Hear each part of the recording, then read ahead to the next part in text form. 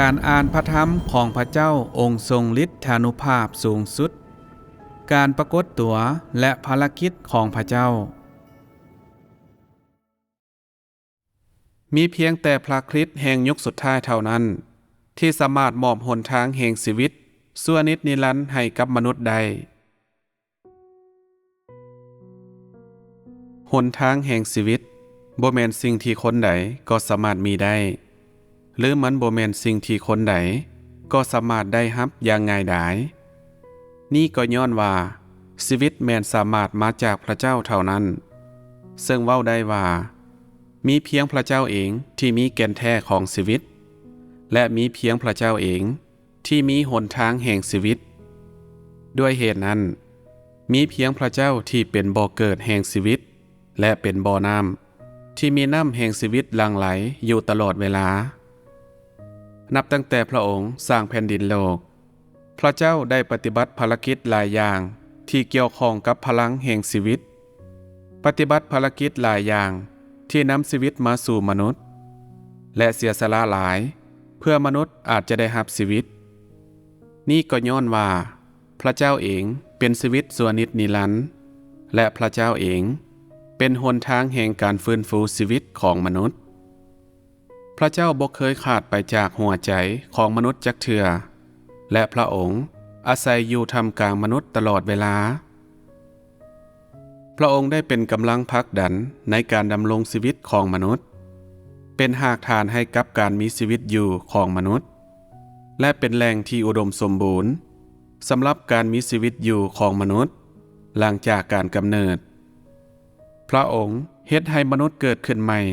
และเฮ็ดให้มนุษย์สามารถดำรงในทุกบทบาทของชีวิตของเขาอย่างเหนียวแน่นย้อนอำนาจของพระองค์และพลังชีวิตที่บ่สามารถดับสูญได้ของพระองค์มนุษย์จึงสามารถดำรงชีวิตสืบต่อจากหุ้นสู่หุ้นซึ่งพลังแห่งชีวิตของพระเจ้าเป็นหากฐานในการมีชีวิตอยู่ของมนุษย์และพระเจ้าได้เสียสละในสิ่งที่บ่มีมนุษย์ธรรมดาคนใด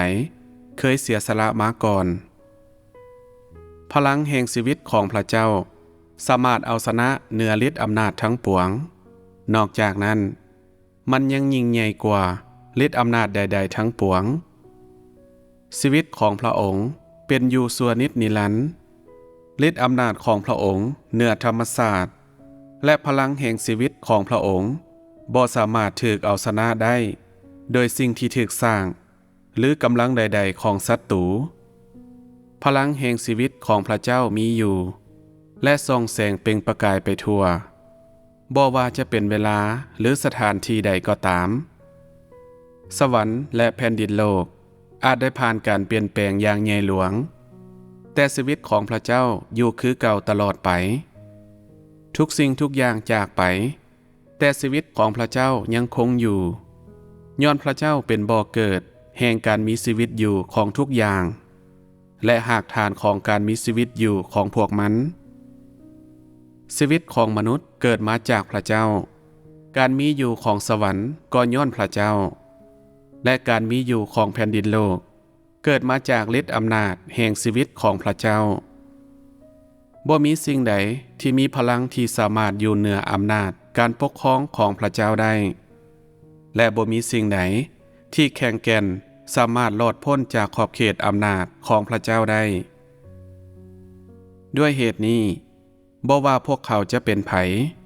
ทุกคนต้องยอมอยู่ภายใต้การปกครองของพระเจ้าทุกคนต้องดำรงชีวิตอยู่ภายใต้ข้อคำสั่งของพระเจ้าและบ่มีไผสามารถหลีกหนีไปจากมือของพระองค์ได้บางเทื่อ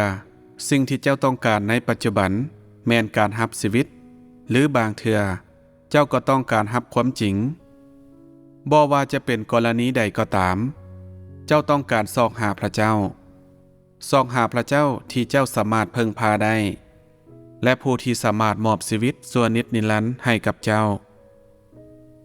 ถ้าเจ้าต้องการรับชีวิตชั่วนิจนิรันดร์เจ้าต้องเข้าใจบ่อเกิดแห่งชีวิตชั่วนิจนิรันดร์ก่อนและต้องรู้จักว่าพระเจ้าอยู่ไสก่อนเฮาได้เว้าแล้วว่ามีเพียงพระเจ้าที่เป็นชีวิต ที่บ่สามารถเปลี่ยนแปลงได้และมีเพียงพระเจ้าที่สามารถมีหนทางแห่งชีวิตได้เมื่อพระองค์บ่สามารถเปลี่ยนแปลงได้ฉะนั้นพระองค์จึงเป็นชีวิตนิจนิรันดร์ย้อนมีเพียงพระเจ้าที่เป็นหนทางแห่งชีวิตฉะนั้นพระเจ้าเองคือหนทางแห่งชีวิตเมื่อเป็นดังนั้นเจ้าควรเข้าใจก่อนว่าพระเจ้าอยู่ไสและจะรับหนทางแห่งชีวิตชั่วนิจนิรันดร์นี้ได้แนวใดให้พวกเขามาสนทนาเกี่ยวกับปัญหาสองอย่างนี้โดยแยกกันถ้าเจ้าต้องการรับหนทางแห่งชีวิตชั่วนิจนิรันดร์อย่างแท้จริงและถ้าเจ้ากระตือรือร้นในการสอกหามันแล้วจงตอบคำถามนี้ก่อนในปัจจุบันนี้พระเจ้าอยู่ไสบางเทื่อเจ้าจะตอบว่าพระเจ้าอาศัยอยู่ในสวรรค์แน่นอนพระองค์จะบ่อาศัยอยู่ในเฮือนของเจ้าแม่นบ่บางเทื่อเจ้าอาจว่าพระเจ้าอาศัยอยู่ท่ามกลางทุกสิ่งอย่างแน่นอนหรือเจ้าอาจว่าพระเจ้าอาศัยอยู่ในหัวใจของแต่ละคนหรือพระเจ้าอยู่ในโลกฝ่ายวิญญาณเฮาบ่ปฏิเสธในสิ่งนี้เลยแต่เฮาต้องอธิบายปัญหาให้จ่าแจ้งมันบ่ถูกทั้งหมดที่จะว่าพระเจ้าอาศัยอยู่ในหัวใจของมนุษย์แต่มันก็บ่ผิดทั้งหมดเช่นกันนั่นก็ย้อนว่าท่ามกลางคนที่มีความเชื่อในพระเจ้ามีผู้คนที่มีความเชื่อที่แท้จริงและมีผู้คนที่มีความเชื่อผิดมีผู้คนที่พระเจ้าเห็นดีและผู้คนที่พระองค์บ่เห็นดีมีผู้คนที่เฮ็ดให้พระองค์พอใจและผู้คนที่พระองค์เกลียดชังและมีผู้คนที่พระองค์จะเฮ็ดให้สมบูรณ์และผู้คนที่พระองค์จะโยนออกฉะนั้นเฮาจึงว่าพระเจ้าอาศัยอยู่ในหัวใจของคนแต่เป็นคนจำนวนหน่อยและคนเหล่านี้แม่นคนที่เชื่อในพระเจ้าอย่างแท้จริงโดยบ่มีข้อสงสัยคนที่พระเจ้าเห็นดีคนที่เฮ็ดให้พระองค์พอใจและคนที่พระองค์จะเฮ็ดให้สมบูรณ์พวกเขาแม่นคนที่พระเจ้านำพาย้อนว่าพระเจ้านำพาพวกเขาจึงเป็นคนที่ได้ยินและเห็นหนทางแห่งชีวิตชั่วนิจนิรันดร์ของพระเจ้าผู้คนที่มีความเชื่อในพระเจ้าที่ผิดผู้คนที่พระเจ้าบ่เห็นดีผู้คนที่ถูกพระเจ้าเกลียดชังผู้คนที่ถูกพระเจ้าโยนออกพวกเขาจะถูกพระเจ้าปฏิเสธถูกเฮ็ดให้มีชีวิตอยู่โดยปราศจากหนทางแห่งชีวิตและถูกเฮ็ดให้เป็นคนบ่ฮู้ว่าพระเจ้าอยู่ไสในทางตรงกันข้ามผู้คนที่มีพระเจ้าอาศัยอยู่ในหัวใจของพวกเขาฮู้ว่าพระองค์อยู่ไสพวกเขาแม่นคนที่พระเจ้าประทานหนทางแห่งชีวิตชั่วนิจนิรันดร์ให้และพวกเขาเป็นคนที่ติดตามพระเจ้าในปัจจุบันนี้เจ้าฮู้จักบ่ว่าพระเจ้าอยู่ไสพระเจ้าทั้งอยู่ในหัวใจของมนุษย์และอยู่เคียงข้างมนุษย์พระองค์บ่เพียงแต่อยู่ในโลกฝ่ายวิญญาณและอยู่เหนือสิ่งทั้งหมดแต่อยู่เทิงแผ่นดินโลกหลายกว่าซึ่งเป็นบ่อนที่มนุษย์อาศัยอยู่ด้วยเหตุนั้นการมาถึงของยุคสุดท้ายแม้นได้รับเอาบาทเก้าของภารกิจของพระเจ้าเข้าสู่ดินแดนใหม่พระเจ้ามีอำนาจปกครองเหนือทุกสิ่งและพระองค์เป็นเสาหลักของมนุษย์ที่อยู่ในหัวใจของเขาและยิ่งไปกว่านั้นพระองค์มีชีวิตอยู่ท่ามกลางมนุษย์ด้วยวิธีนี้เท่านั้นพระองค์จึงสามารถนำหนทางแห่งชีวิตมาสู่มนุษย์ศาสตร์และนำมนุษย์เข้าสู่หนทางแห่งชีวิตพระองค์ได้ลงมาถึงแผ่นดินโลก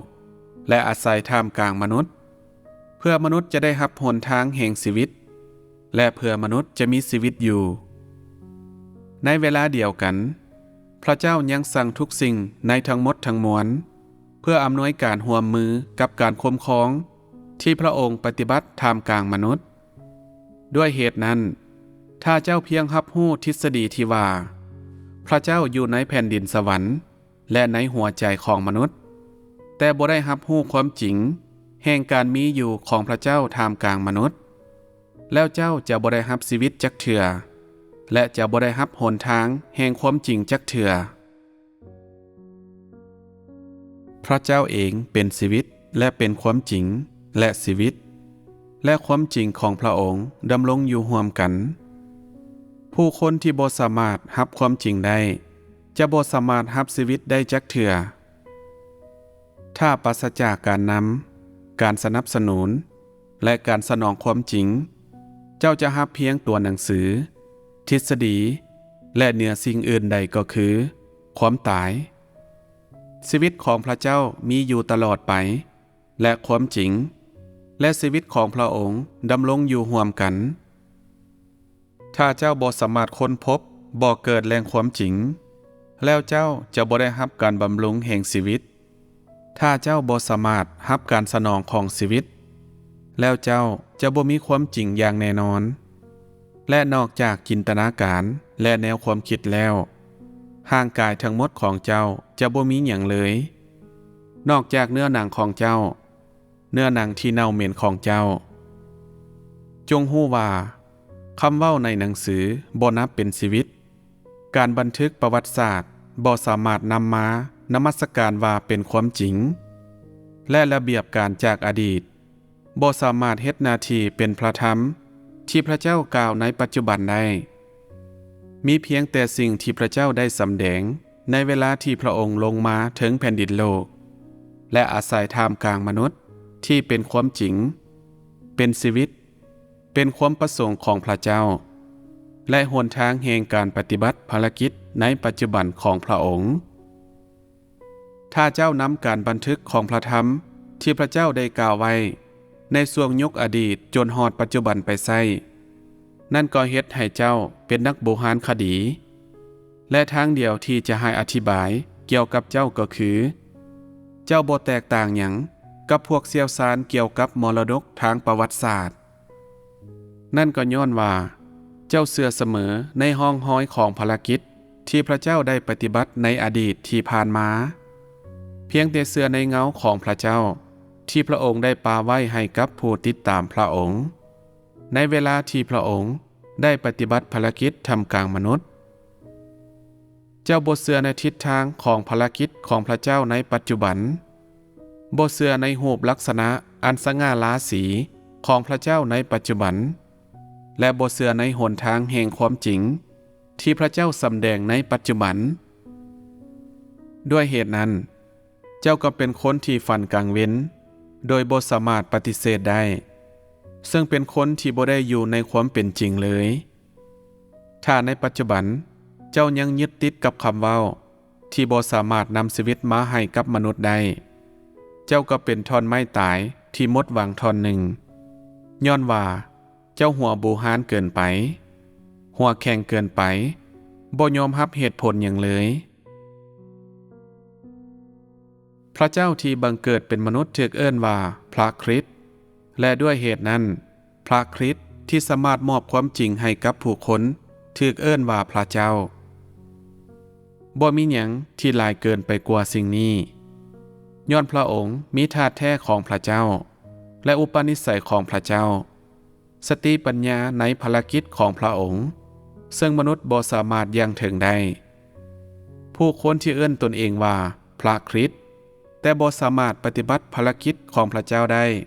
แม่นนักหลอกลวงพระคริสต์บ่แม่นเพียงแต่เป็นการปรากฏตัวของพระเจ้าถึงแผ่นดินโลกเท่านั้นแต่พระองค์ยังเฮ็ดหน้าที่เป็นเนื้อหนังพิเศษในขณะที่พระองค์ปฏิบัติและเฮ็ดภารกิจของพระองค์ให้สำเร็จท่ามกลางมนุษย์เนื้อหนังนี้บ่แม่นสิ่งที่มนุษย์คนใดสามารถทดแทนได้แต่แม่นเนื้อหนัง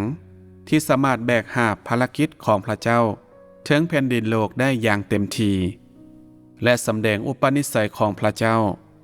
และเป็นตัวแทนของพระเจ้าได้อย่างถูกต้องและสนองชีวิตให้กับมนุษย์บ่ไว้ก็ซ่าผู้ที่ปลอมเป็นพระคริสต์เหล่านั้น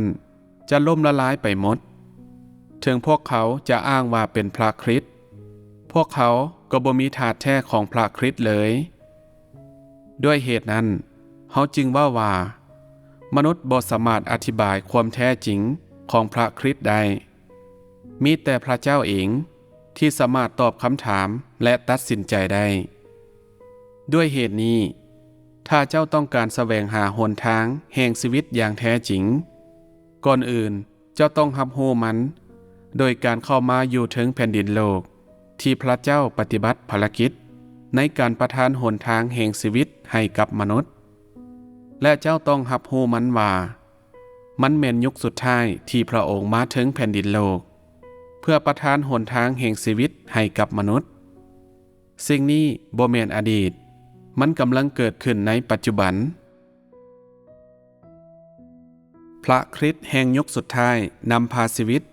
และนำพาหนทางแห่งความจริงที่ยืนนานและบ่สิ้นสุดความจริงนี้แม่นเส้นทางที่มนุษย์จะได้รับชีวิตและมันเป็นเส้นทางเดียวที่มนุษย์จะฮู้จักพระเจ้าและเส้นทางที่พระเจ้าเห็นดีนำถ้าเจ้าบ่แสวงหาหนทางแห่งชีวิตที่พระคริสต์แห่งยุคสุดท้ายมอบให้แล้วเจ้าจะบ่ได้รับการเห็นดีของพระเยซูจักเทื่อและบ่มีคุณสมบัติในการเข้าประตูของอาณาจักรสวรรค์จักเทื่อย้อนเจ้าเป็นทั้งหุ่นและนักโทษของประวัติศาสตร์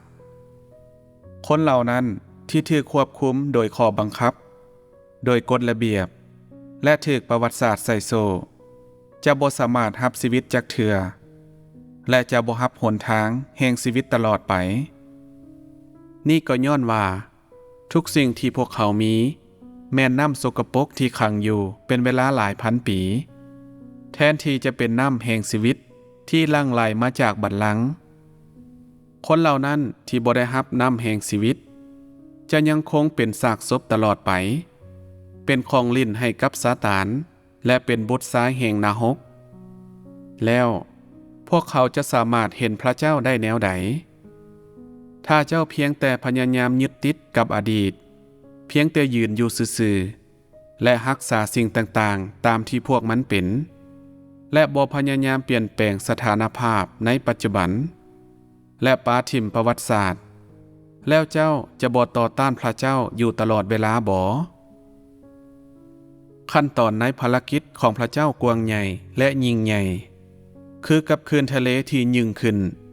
และเสียงฟ้าห้องที่ดังสนั่นแต่เจ้านั่งและล้อท่าความพินาศโดยบ่ดิ้นหนยึดมั่นในความโง่ของเจ้าและบ่เฮ็ดหยังเลยด้วยวิธีนี้เจ้าจะสามารถถูกพิจารณาให้เป็นคนที่ติดตามบาทอย่างของพระเมสสาน้อยได้แนวใดเจ้าจะสามารถพิสูจน์ความถูกต้องของพระเจ้าที่เจ้ายึดมั่นว่าเป็นพระเจ้าที่ใหม่อยู่เสมอและบ่เก่าเลยได้แนวใด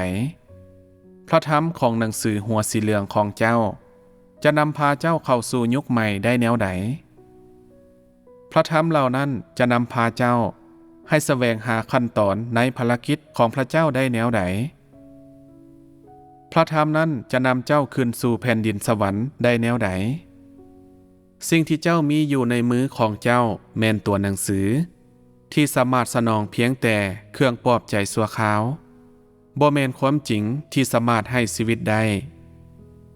ข้อพระธรรมที่เจ้าอ่านสามารถเพียงแต่ให้เจ้าเพิ่มพูนลิ้นของเจ้า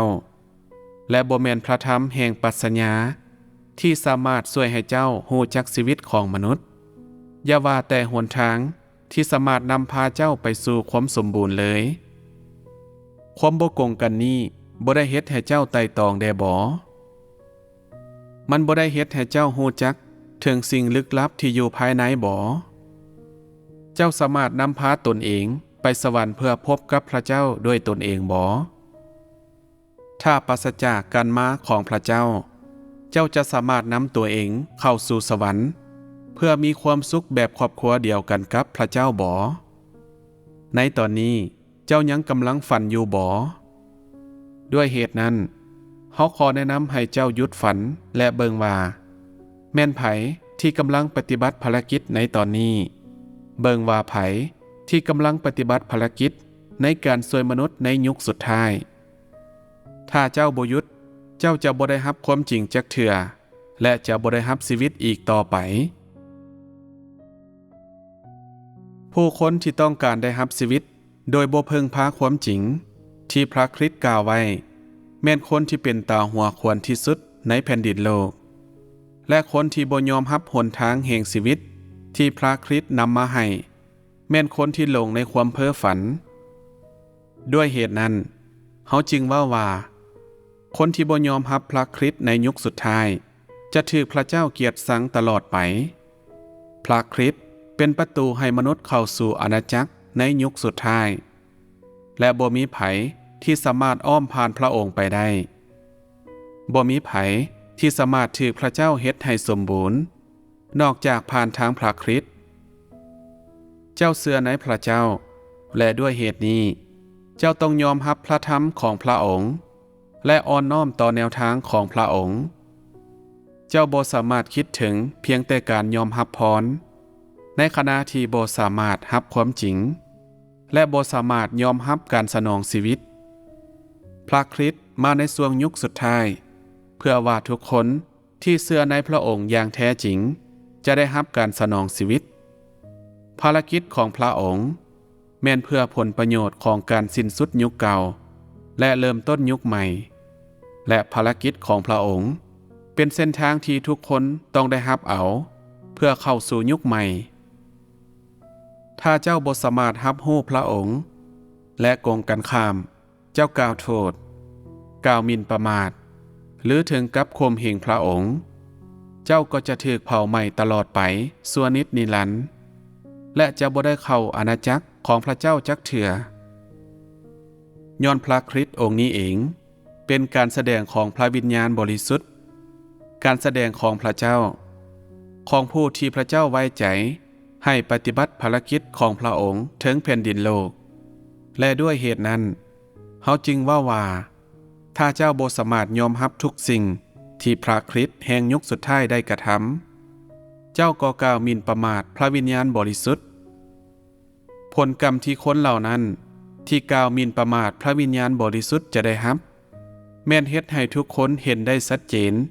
โดยตัวมันเองอยู่แล้วพร้อมนี้เฮาขอบอกเจ้าว่าถ้าเจ้าต่อต้านพระคริสต์แห่งยุคสุดท้ายถ้าเจ้าปฏิเสธพระคริสต์แห่งยุคสุดท้ายจะบ่มีไผที่สามารถแบกรับผลตามมาแทนเจ้าได้ยิ่งไปกว่านั้นนับตั้งแต่มื้อนี้เป็นต้นไปเจ้าจะบ่มีโอกาสในการได้รับความเห็นใจของพระเจ้าอีกแล้วถึงแม้นว่าเจ้าจะพยายามไถ่ตนเองเจ้าก็จะบ่ได้เห็นใบหน้าของพระเจ้าอีกต่อไปย้อนสิ่งที่เจ้าต่อต้านบ่แม่นมนุษย์สิ่งที่เจ้าปฏิเสธบ่แม่นสิ่งมีชีวิตที่อ่อนแอแต่เป็นพระคริสต์เจ้าฮู้บ่ว่าผลตามมาจะแม่นหยัง